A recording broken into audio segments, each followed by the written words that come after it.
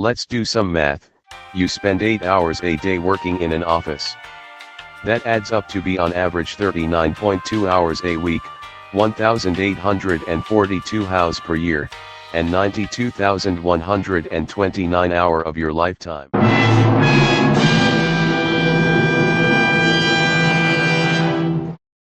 Studies have shown that bringing aspects of nature into interiors lowers the stress hormone by 15.8%, pulse rate by 6%, and results in a lower blood pressure. The concept of using nature a tool for design includes 3 different styles of biophilic, biomimicry, and biomorphic design. Before introducing these subjects, we decided to ask young professionals of Vancouver about different ways they chose to integrate nature within their working space. This activity helped us figure out the common knowledge of young minds on such matter. To bring nature into the office, I would say the position of the office is very important. The use of glass, windows, and skylight is important, so you don't feel boxed in and you get to see the outside environment. Use of colors, especially the kind of colors you see in nature, different shades of green, different shades of brown, so it kind of reminds you of nature, and again, you don't feel boxed in.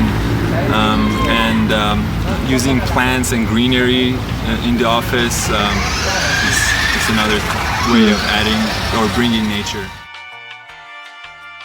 I bring nature into our office by including some furniture that isn't all just man-made materials, and maybe some desks that are, let's say, bamboo instead of laminated pressboard. And the furniture I'd like to be arranged in a more organic way. So instead of rectangles and squares, arrangements that maybe have some curvature to it.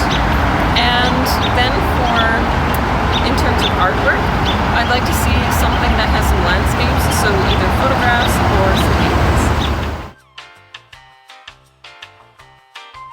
Two very cool concepts I would implement in an office space would be something like an ant colony. They do these aluminum cast models of ant colonies, and it's a reminder of hard work, and no matter how small of a creature you are, you can always be a part of something much bigger. I always found that very impressive. And another thing is I've always been interested in mathematical forms in nature, stuff like fractals. An example of that would be a snowflake, but obviously you can't have a snowflake hanging in the office.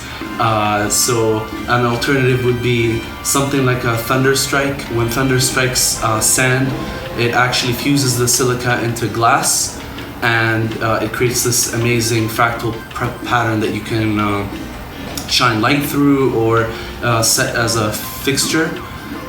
It's very incredible. Another example of that would be something like the water flow in canyons. If you look at an aerial or satellite shots of things like the Grand Canyon, you would see the bigger streams of water spreading into smaller and smaller streams, and these streams keep splitting into smaller and smaller pieces. And the theoretical mathematical form would go down as small as infinity. You can keep zooming in and zooming in and zooming in, and it just keeps spreading smaller and smaller and smaller. So that's a kind of a symbol of like continuity. And also like beauty created from destruction too, because that water stream would destroy pretty much everything in its path. So for my workspace, I would like a window that I can look out and see a green natural area like a forest or so, and then that way I can bring up the positive vibes. On the inside of my office, I would like more of a natural material to bring into it, like wood, have like a wooden wall, and then on my desk I would like a little shrub just to bring up the productivity and increase the positive vibes and energy.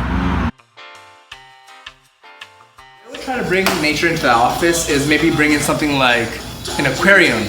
So the benefit of having something like an aquarium in the office would mean that you're more or less kind of having a mini ecosystem inside your own office.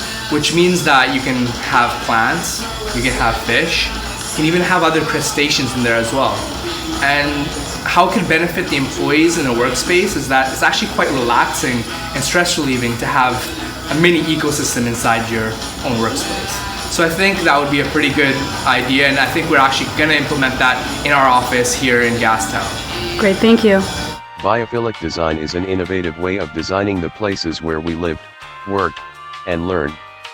We need nature in a deep and fundamental fashion, but we have often designed our buildings in ways that both degrade the environment and alienate us from nature. Biophilic design seeks to connect our inherent need to affiliate with nature in the modern build. Biophilia, which translates to love of life, signifies humans' innate biological and emotional need to connect with nature. Biophilic design shows this connection by leveraging or inserting instances of nature, natural patterns, or spatial conditions into the environment. Biomimicry is the conscious emulation of natural forms, patterns, and processes integrated within design. It is, in essence, an alternative method to innovating where the first step is to understand how nature overcomes similar challenges to the design or engineering challenge encountered and then to apply that knowledge.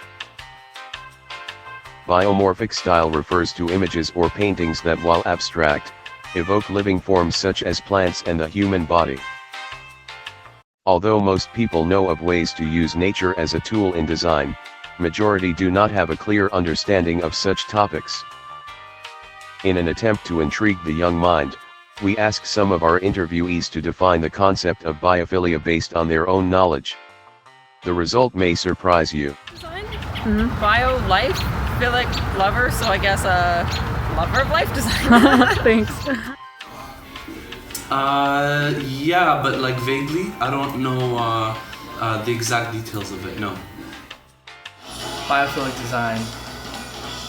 To be honest, I actually haven't heard that word ever before in my life. However, I believe it probably has something to do with infrastructure, having something to do with